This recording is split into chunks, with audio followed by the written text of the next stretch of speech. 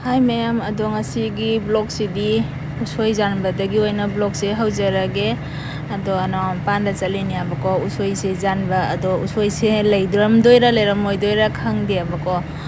Adumapu chalaga jengurage. Ado usoi se jamna huralle abako. Aduna thajabadi wali ado ma'am chegunarasi. Lengi bengatani ne. Lengi beni ne adu. Ma'am di chongamini ne. Chongamini chulenga chiga chulele adu. Kajikinati chongmyang. Chiga leidri. Durba. Chiga chumle raba. Dei sidamba. Mai pema.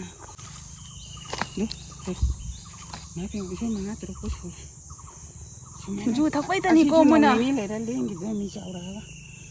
Nang di mako lengi be cha ude ba. Ai du se.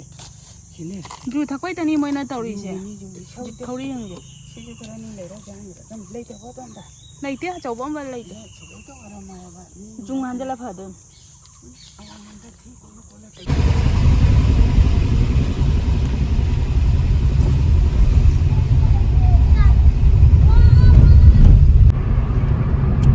Para tu ka.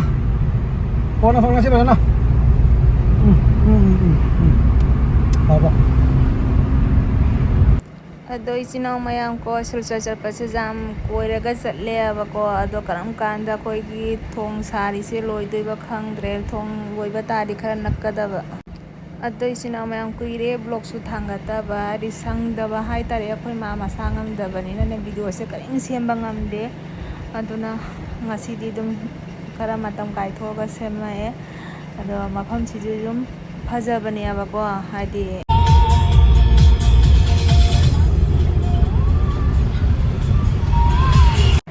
Ado isinau mayam kadoi jaga mali asi jaga se khangba jauragadi isinau comment habiramo.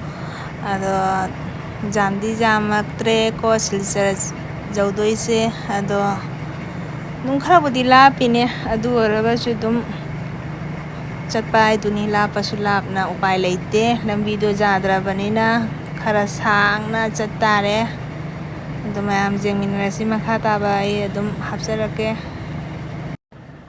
Ado ichina mayam nong su puli puli tare kumsi chahigi nong sidi dum chuna leira aduni di nong sina puli puli tabaga upai leite.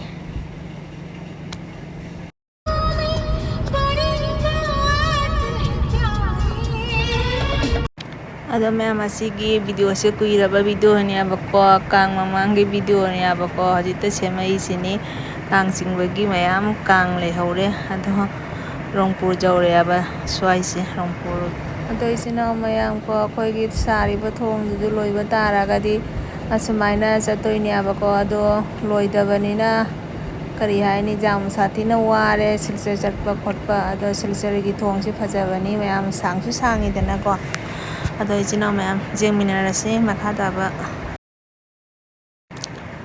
ado mayam jaure training ama khakai lakpani abako ado mafam se jaure ado haidi ulake kamai tauba ido kari tauba manungda kedawan ba ido mayam le tum share tojarake.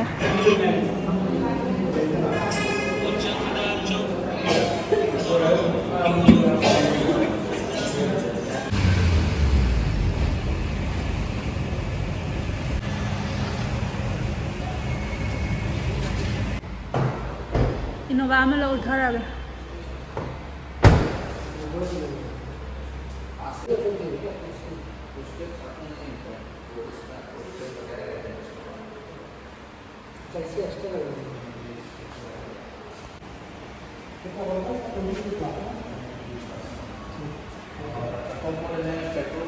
पे दिया जाएगा अगर अच्छा। मतलब ये करेंगे तो अगर चाहेंगे तो लेना तो डिस्प्ले फ्री में दिया जाएगा।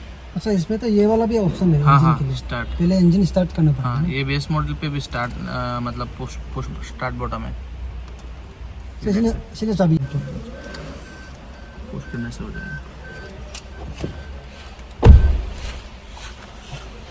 Hello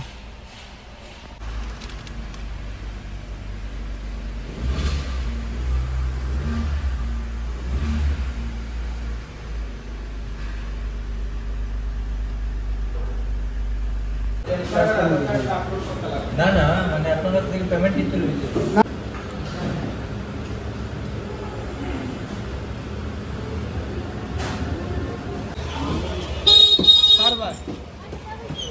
Jerum tange sarunu.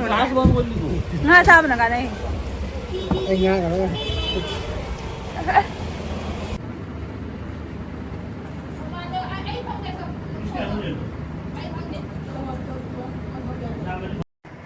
Ado mayam sanda tarabanina chak thongba amu changani mirga thongdoini. Ado ichino mayam thongba loirabako nga sisu marum changamme. Ado hinjang machu se mayam hawgadra hawroidra ado mayam